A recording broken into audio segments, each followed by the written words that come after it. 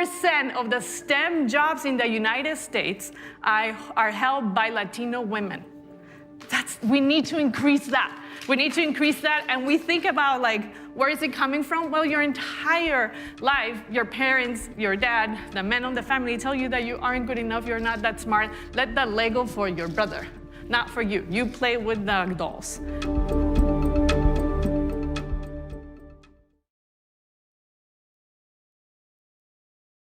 Good afternoon, and welcome to Washington Post Live. I'm Arelis Hernandez, a reporter with the Washington Post.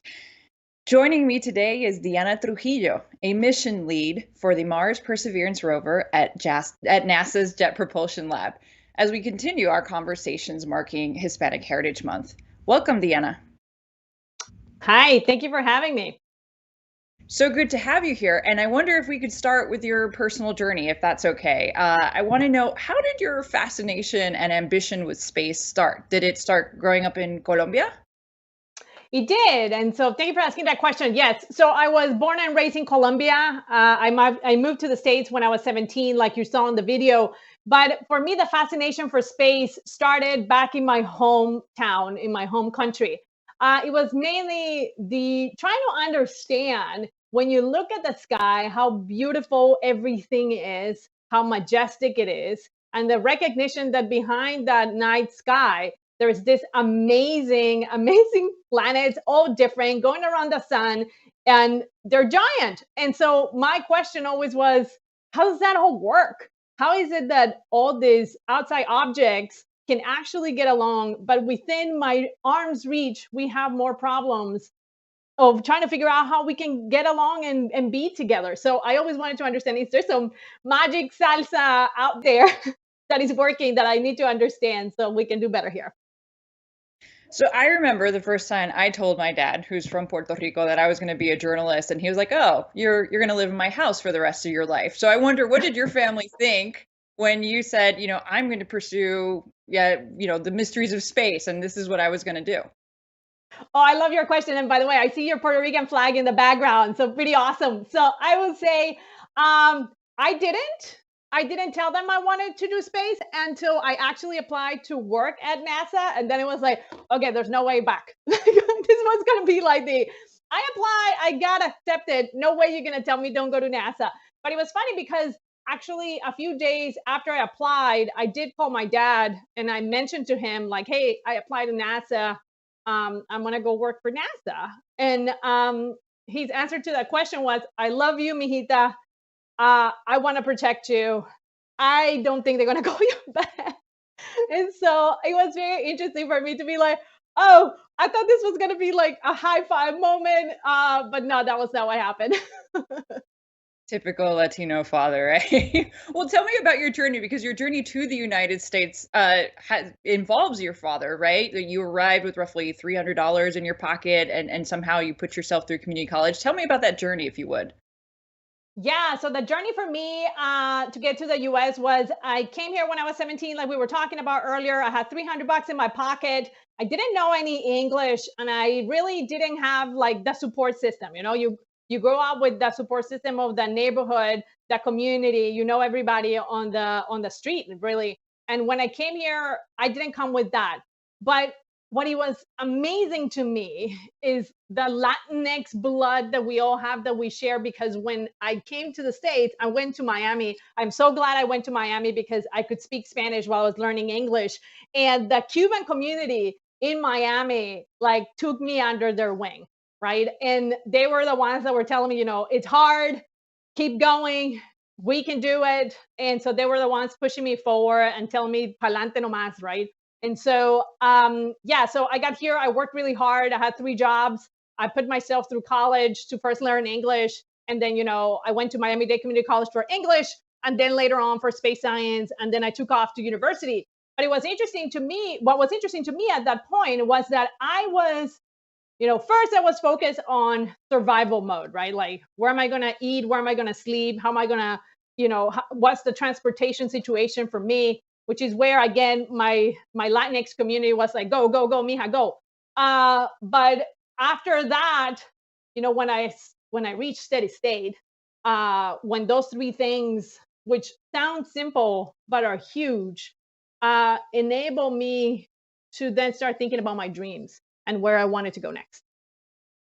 Well, then how did NASA figure into part of your dreams? How did you decide you wanted to work there? Well, so, you know, when, well, this is kind of funny.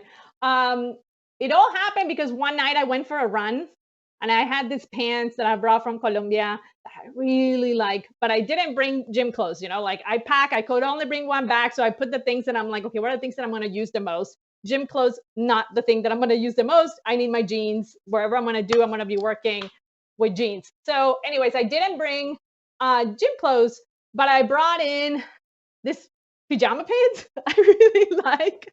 And so I went for a run in my pajama pants and I fall on my run, right? I scratch my knees and like my only and favorite pajama pants like ripped on my knee. And I remember sitting there holding my knee alone, crying, thinking, I don't have anybody to call. I don't have, you know, like I feel lonely just because I felt that day. And I remember that was the moment where I'm like, is this it?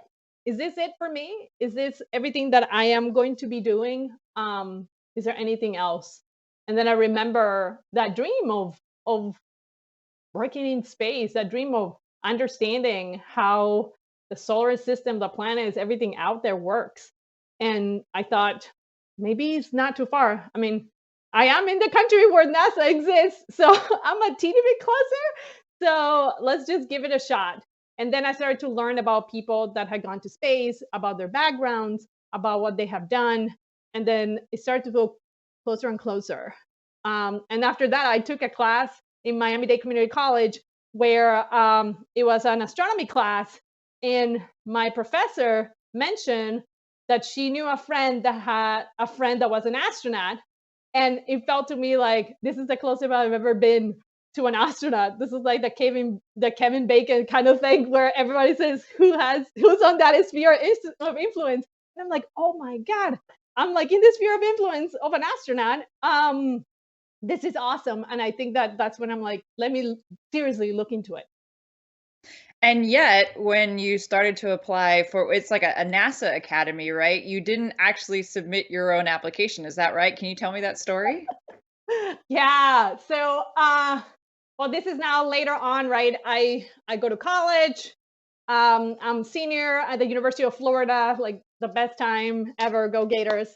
And yeah. So I'm senior and I'm about to graduate. And I'm like, do you remember you want to do work in space? Like I'm in Florida, maybe. So I told a professor about it. I'm like, hey, I know this is our last class. You might not see me ever again, but I want to work in space. And to my surprise, this individual was like, apply to this, which was a NASA Academy. So I went to the website, filled everything in, and then of course, you know, I don't know about you, but my imposter syndrome is like, no, what are you doing? This is not gonna happen. And so I fill everything in, and then I did the craziest thing. I think that a lot of people go through this, where I like sat down in front of the clock and looked at the clock, like waiting for like the expiration time to submit the application.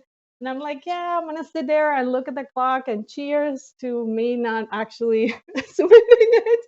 And my roommate came in and grabbed my computer. It's like, let me just read your application. And I'm like, okay.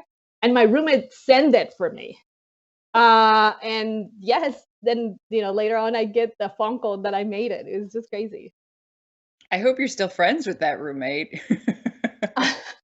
Yes, but at the same time, I was very petrified. I'm like, no, wait, my perfectionism just came out. And it's like, but I didn't write this well, and all of that stuff that holds you back.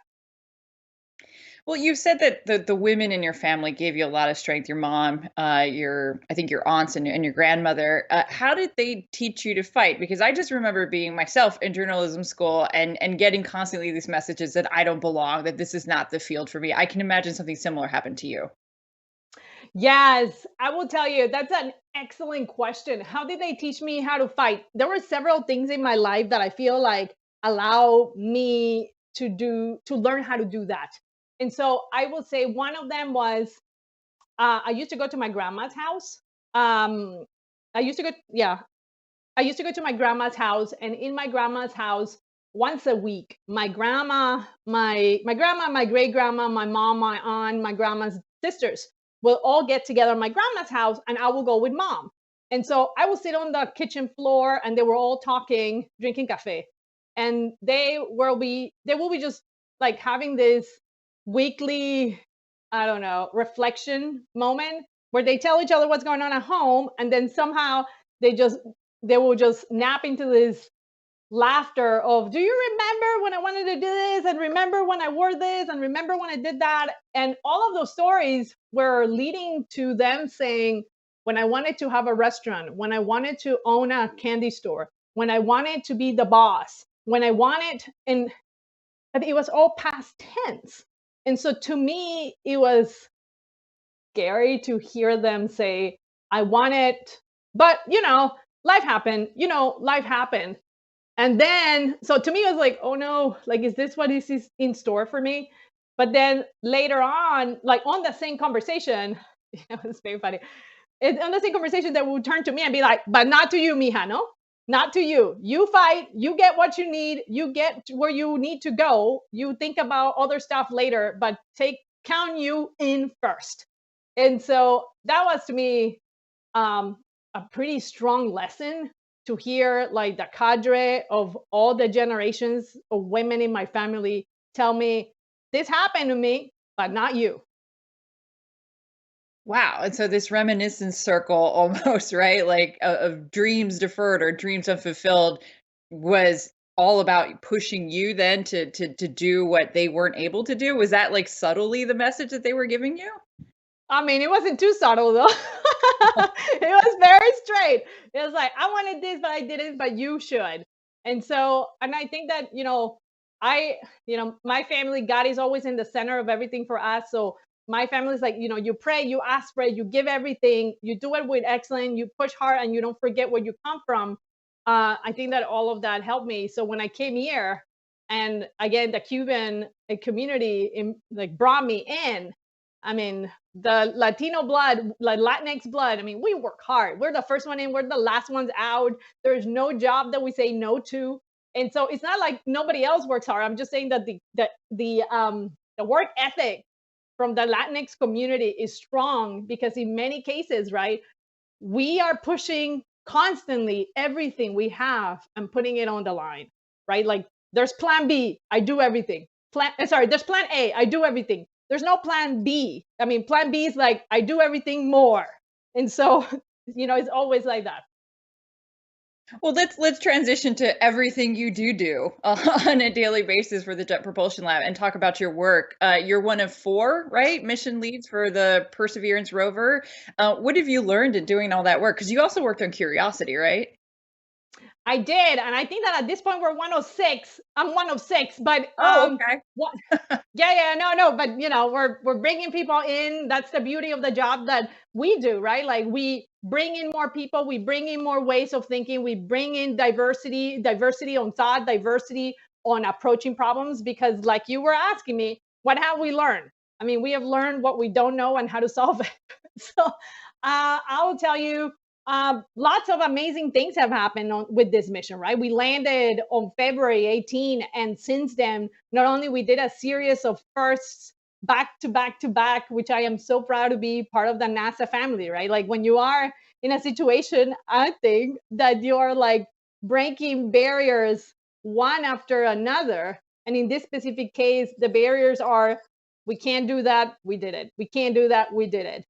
Never before have we flown a helicopter on another planet, and we did it, right? And so that's just amazing. So yeah, so lots of firsts, right? Like, from the first time we took that image when we landed, to the first panorama, to the first drive, to the first time we touched the surface, to the first time we deployed the helicopter and flew on the surface of Mars. And then after that, doing the sample collection, right?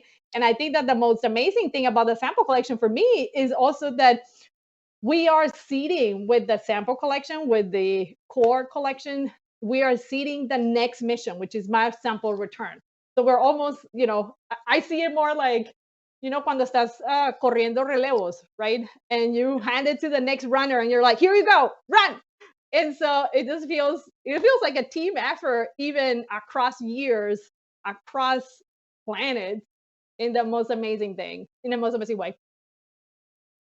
Well, so to the question of the hour, right? Is there or has there been life on Mars? I mean, we don't know the answer yet, but we're on it. So first we found out that with Curiosity that there was the ability to sustain life on Mars in the past. So check. Now the next question was there life on Mars? And we are on the search. I mean, I think that the fact that we're having this conversation, the fact that that question is, coming into front and center for all of us is just crazy. I don't think that I ever thought that in my lifetime I was going to be part of a team that will answer that question. So I once interviewed a lawmaker who told me just, randomly that they'd want to be part of the first human mission or colony on Mars. Would you sign up as well? Well, first, I don't see it as a colony, right? I see it. So this is the reason why I love working for NASA. We go there, and whatever their next is, with respect, with humility, understanding that we know very little, and that we are there to learn and to appreciate. So I think that the question then is, would I want to go to any of those planets or moons? 100%. So, okay, so if we find out that there is, life or there has been life on Mars, what do you think that means then for us and our understanding of our place in the universe? If we find out that there was life on the surface of another planet, what I think, so this is my personal opinion. I hope that that's gonna inevitably give us a reflection moment, right?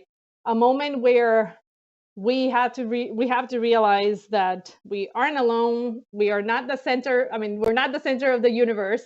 That nothing revolves around us, and that honestly, we're plugged into something bigger.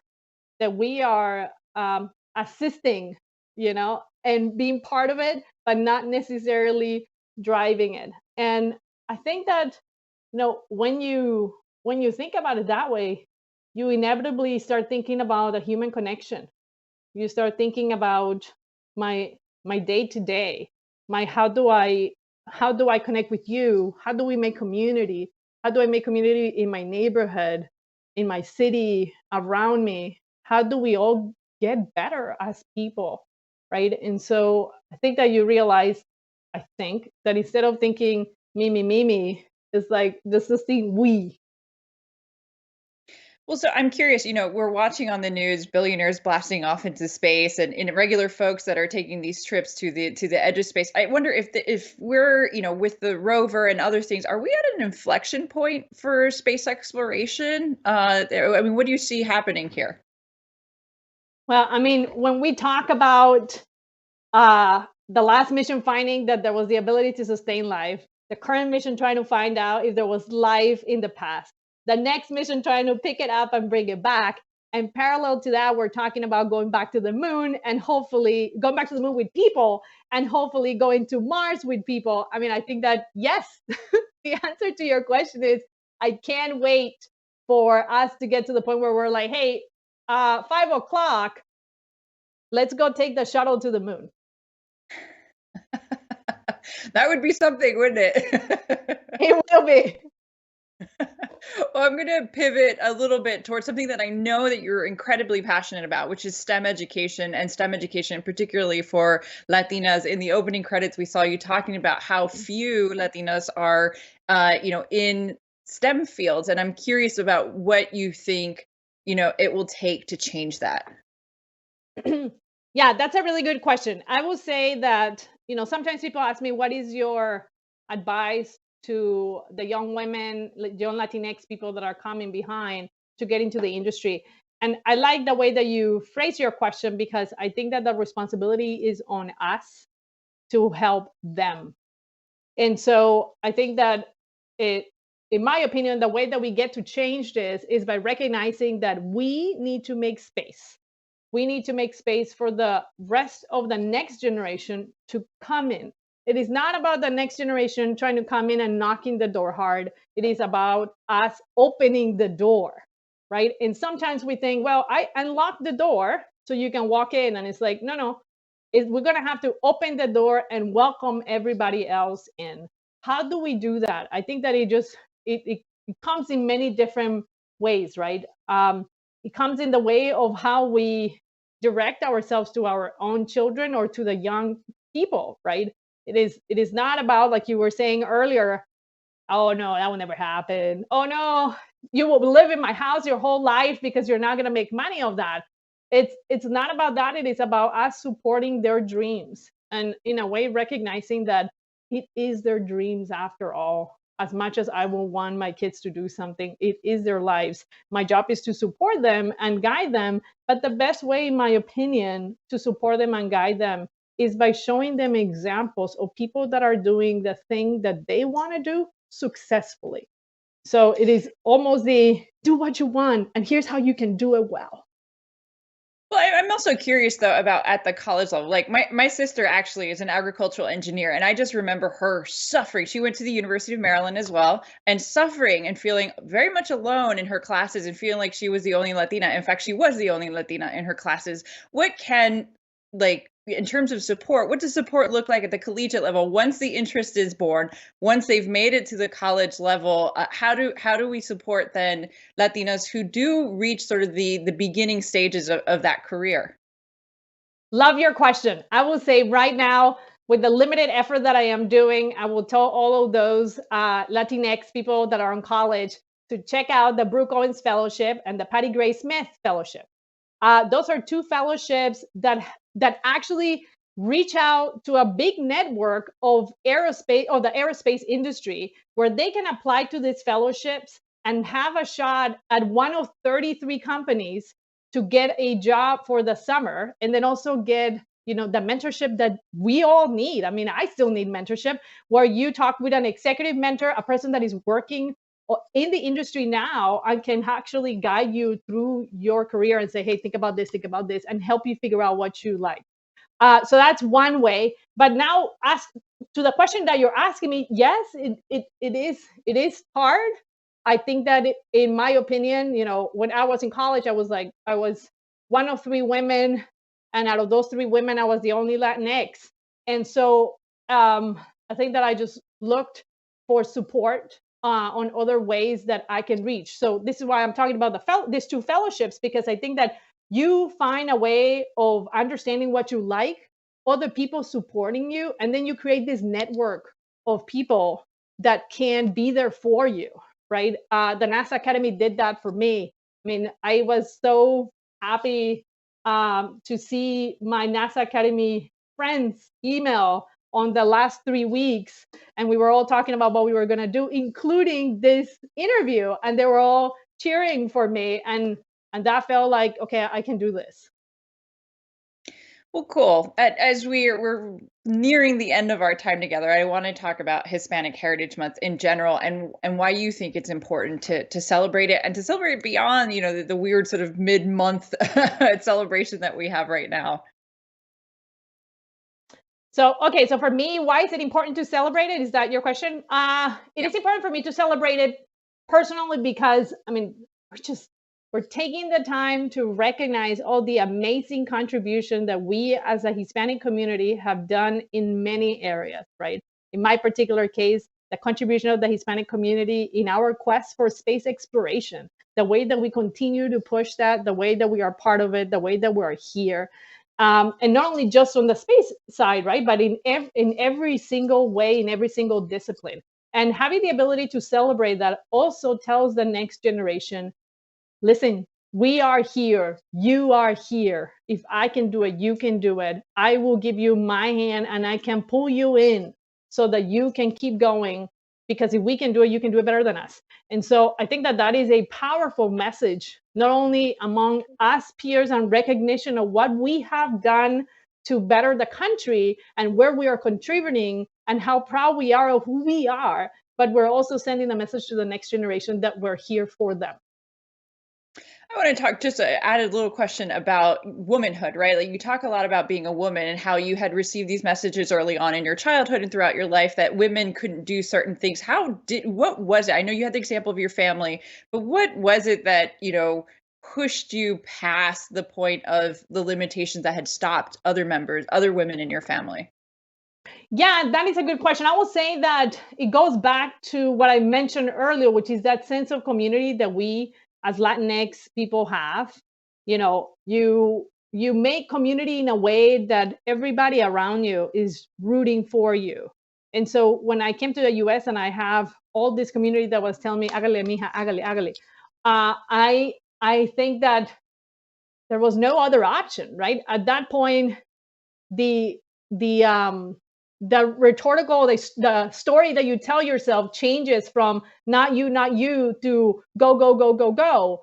And so I realized at that point that I had no other option for me than just to do it, right? And I think that part of that also is the fact that when I came here and I had only $300, I felt like I was running a race against my endurance, against the $300 I had in my pocket, and I was hoping that when the stopwatch stops, I was going to be in a place where I was going to be happy and proud of what I had done. So I think that, yeah, I mean, those circumstances and the community pushing me forward is the instant where I just felt like, and what else? I need to honor this. I need to honor the effort of all of these people that are, strangers putting on me and helping me. I'm going to honor them. So let's just go. Well, that's an amazing story. And unfortunately, that's all the time we have today. Thank you. Thank you, Diana, for speaking with me. Thank you for having me. And thanks to all of you for joining us today. And check out WashingtonPost.com for extensive coverage of Hispanic Heritage Month. We also have right here on screen our link to the Somos Latinos interactive feature that you can visit and peruse as part of our continuing coverage. I'm Arelis Hernandez, and thank you for watching Washington Post Live.